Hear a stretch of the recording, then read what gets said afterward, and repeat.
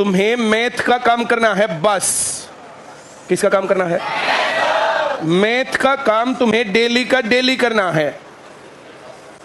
Math का काम अगर तुम मैथ का काम डेली का डेली पूरा कर गए, आज मैंने बताया, कल जो मैंने सवाल करवाए थे वे करना, आज मैंने बताया कि जो आज करवाऊंगा और जो कल करवाऊंगा वे दोनों के दोनों करना। अब जो मैं कल करवाऊंगा तो पहले दिन वाले, दूसरे वाले, तीसरे दिन वाले वे पूरे के पूरे करना। ऐसा करने से तुम्हारी स्पीड बढ़ जाएगी, तुम्हारी एक्यूरेसी बढ़ जाएगी और तुम्हारा स्टेमिना बढ़ जाएगा। हाँ या ना? जब मैथ तुम्हारा स्टेमिना बढ़ा दे और डेली का डेली काम करने के बाद तुम्हारे पास टाइम बचे, उसके बाद दूसरे नंबर पर लेना तुम रीजनिंग का नंबर। तब डेली का काम डेली मैथ का और रीजनिंग का करना। ऐसा करने से कुछ दिनों बाद तुम्हारी स्पीड थोड़ी और बढ़ेगी, फिर तुम्हें टाइम थोड़ा सा और कम लगेगा। हाँ या ना? जब तुम्हें मैथ और रीजनिंग कंफर्टेबली आने लगे और तुम्हारे पास पढ़ने का टाइम बचने लगे, तब उसके बाद तुम जीके के पीछे पढ़ना। जीके का हर रोज का काम हर रोज पढ़ के छोड़ देना बस। बहुत लोग ये बोलते हैं कि जीके हमें याद नहीं होता। जीके याद नहीं करना होता, याद करोगे तो भूलोगे। टेंशन ही नहीं लेना, याद करना और ना भूलना, बस पढ़ो और छोड़ दो, पढ़ो और यही मैथ का करना। पहले दिन सवाल किए और छोड़ दिया, अगले दिन करके देखो आ गया तो ठीक है, नहीं तो ऐप तुम्हारे पास है, उसको दोबारा खोल करके तब करो। हम भूलेंगे नहीं भूलेंगे, टेंशन ही खत्म है तुम्हारी। दो टेंशन होती है किसी भी स्टूडेंट की। कितनी? पहली होती है क्लास में समझ में ना, ये क्लास में तुम्हें आता नहीं आता? सबको आ जाता है। क्लास में अगर तुम्हें समझ में आ जाता है तो तुम्हारी पहली प्रॉब्लम खत्म है। मैथ में दिमाग नहीं चलता तो चलता है क्या है अब भी ये दिक्कत? अब दूसरी प्रॉब्लम होती है कि क्लास में किया तब समझ में आ गया, बाद में भूल गए।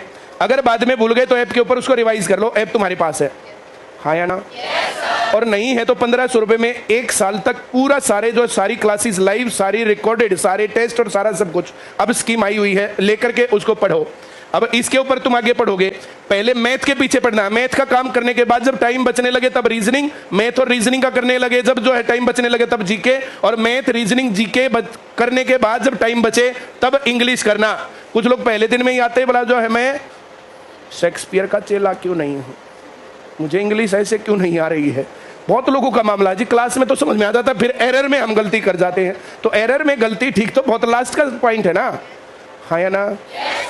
मैंने तो बोला समझ में आया? अब ये करते करते करते करते फिर तुम्हें अपने आप पता चल जाएगा। संडे के स्टेटस, सैटरडे के स्टेटस या कुछ भी लगा करके कि आज पूरी ट्रिग्नोमेट्री कर देना, आज पूरा एल्जेब्रिक फॉर्मूला बेस्ड क्वेश्चंस वाला कर लेना, आज रेशियो, प्रोपोर्शन, एजीज और पार्टनरशिप का कर लेना। तो जो बातें तुम्हें बताई जाती हैं उन बातों को फॉलो कर लेना। अब जो उन बातों को फॉलो करके पढ़ रहा है वो नौकरी ना लगे तो मैं जिम्मेदार। अब कोई ऐसे नहीं पढ़ रहा तो मैं क्या करूं? उसने मुझे क्या बताया उस लड़की ने कि मैं जी हिस्ट्री भी करनी पड़ती है, पॉलिटिक्स भी करनी पड़ती है, इकोनॉमिक्स भी करनी पड़ती है। जब तक तुम्हारी स्पीड कम है तब तक जीके वाला सेक्शन ही तुम्हारा पूरा टाइम खा सकता है। इसलिए पहला काम जीके पर नहीं लगाना। राजस्थान वालों को मैथ से ज्यादा एलर्जी रहती है, बोला मैथ तो आता ही नहीं है।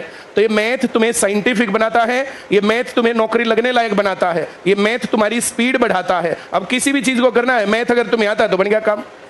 और फिर टारगेट में एक बहुत छोटी नौकरी नहीं रहनी चाहिए, टारगेट में रहना चाहिए कि थोड़े दिनों बाद अच्छे लेवल पर पहुंचेंगे। शुरुआत में चाहे बड़ी नौकरी मिले चाहे छोटी, हमें घर वालों से पैसे जो लेते हैं ये पैसे लेने बंद करने चाहिए। जब तक नौकरी नहीं लगते घर वालों के, पड़ोसियों के, गांव वालों के, बाकी लोगों के खूब सारे ताने सुनने पड़ते हैं। नौकरी लगने के बाद वो मामला खत्म, फिर पैसे तुम्हारे पास होते हैं। और इस काम को प्रॉपर तरीके से पढ़ते पढ़ते पढ़ते पढ़ते वहां तक पहुंचा लो। कोई डाउट, कोई दिक्कत है तो मुझे बताओ। कैसे पढ़ना है, कैसे तैयारी करनी है, क्लियर समझ में आया?